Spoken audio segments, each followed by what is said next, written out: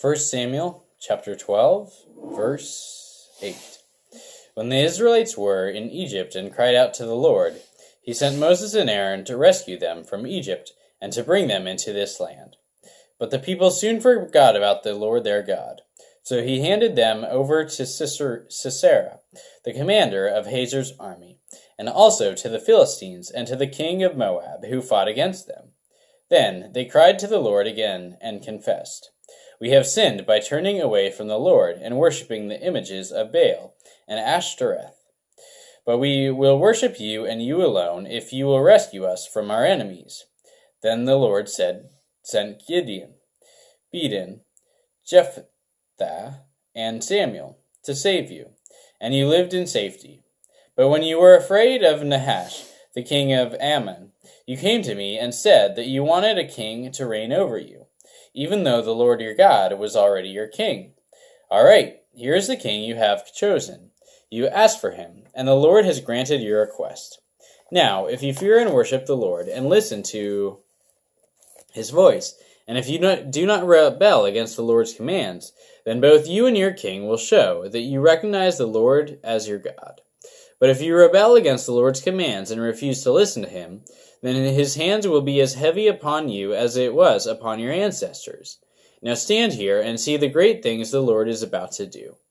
You know that it does not rain at this time of the year during the wheat harvest. I will ask the Lord to send thunder and rain today. Then you will realize how wicked you have been in asking the Lord for a king." So Samuel called to the Lord, and the Lord sent thunder and rain that day, and all the people were terrified of the Lord and of Samuel. "Pray to the Lord your God for us, or we will die," they all said to Samuel, "for we now have added to our sins by asking for a king." "Don't be afraid," Samuel reassured them. "You have certainly done wrong, but make sure now that you worship the Lord with all your heart, and don't turn your back on him. Don't go back to worshiping worthless idols that cannot help or rescue you. They are totally useless. The Lord will not abandon his people, because that would dishonor his great name, for it has pleased the Lord to make you his very own people. As for me, I will certainly not sin against the Lord by ending my prayers for you, and I will continue to teach you what is good and right. But be sure to fear the Lord and faithfully serve him. Think of all the wonderful things he has done for you. But if you continue to sin, you and your kingdom will be swept away." Chapter 13. Saul was 30 years old when he became king, and he reigned for 42 years. Saul selected 3,000 special troops from the army of Israel and sent the rest of the men home. He took 2,000 of the chosen men with him to Michmash and the hill country of Bethel. The other 1,000 went with Saul's son Jonathan to Gibeah in the land of Benjamin. Soon after this, Jonathan attacked and defeated the garrison of Philistines at Geba. The news spread quickly among the Philistines, so Saul blew the ram's horn throughout the land, saying, "Hebrews, hear this! Rise up in revolt!" All Israel heard the news that Saul had destroyed the Philistine garrison at Geba, and that the Philistines now hated the Israelites more than ever. So the entire Israelite army was summoned to join Saul at Gilgal. The Philistines mustered a mighty army of 3,000 chariots, 6,000 charioteers, and as many warriors as the grains of sand on the seashore. They camped at Michmash, east of Bethaven. The men of Israel saw, with a tight spot, that they were in, and because they were hard-pressed by the enemy, they tried to hide in caves, thickets, rocks, holes, and cisterns. Some of them crossed the Jordan River and escaped into the land of Gad and Gilead. Meanwhile, Saul stayed at Gilgal, and his men were trembling with fear. Saul waited there 7 days for Samuel, as Samuel had instructed him earlier, but Samuel still didn't come. Saul realized that his troops were rapidly slipping away. So he demanded, "Bring me the burnt offering and the peace offerings," and Saul sacrificed the burnt offerings himself. Just as Saul was finishing with the burnt offering, Samuel arrived. Saul went out to meet him and welcomed him. But Samuel said, "What is this you have done?" Saul replied, "I saw my men scattering from me, and you didn't arrive when you said you would, and the Philistines are at Michmash ready for battle. So I said, the Philistines are ready to march against us at Gilgal, and I haven't even asked for the Lord's help.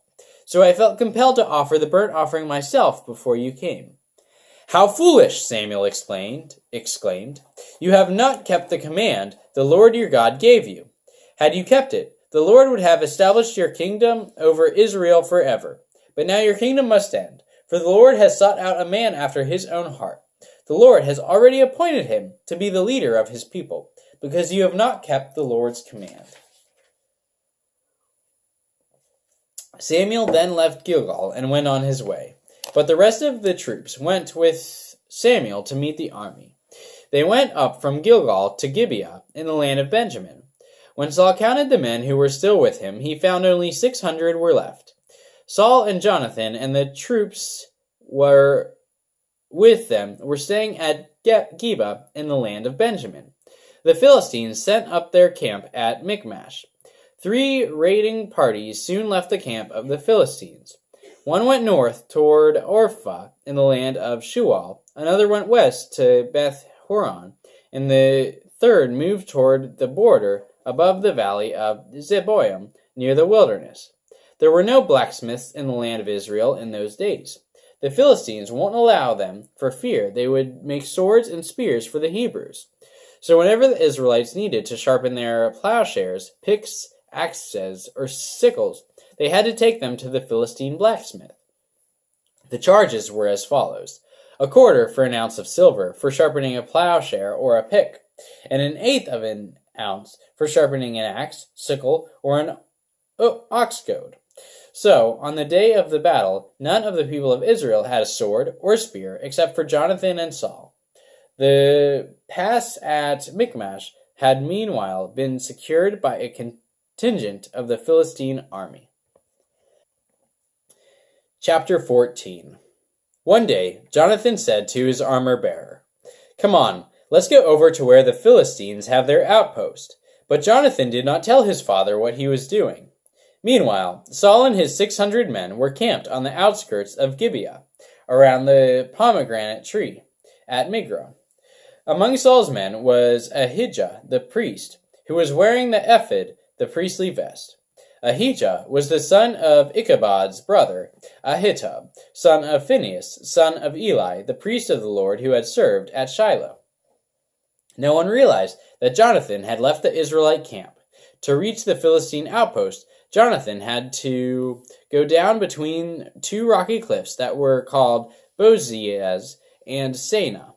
The cliff on the north was in front of Michmash, and the one on the south was in front of Geba.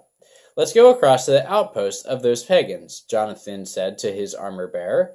"Perhaps the Lord will help us, for nothing can hinder the Lord. He can win a battle whether he has many warriors or only a few." "Do what you think is best," the armor-bearer replied. "I am with you completely, whatever you decide." "All right, then," Jonathan told him. "We will cross over and let them see us. If they say to us, 'Stay where you are, or we will kill you,' then we will stop and not go up to them. But if they say, 'Come on up and fight,' then we will go up. That will be the Lord's sign that he will help us defeat them."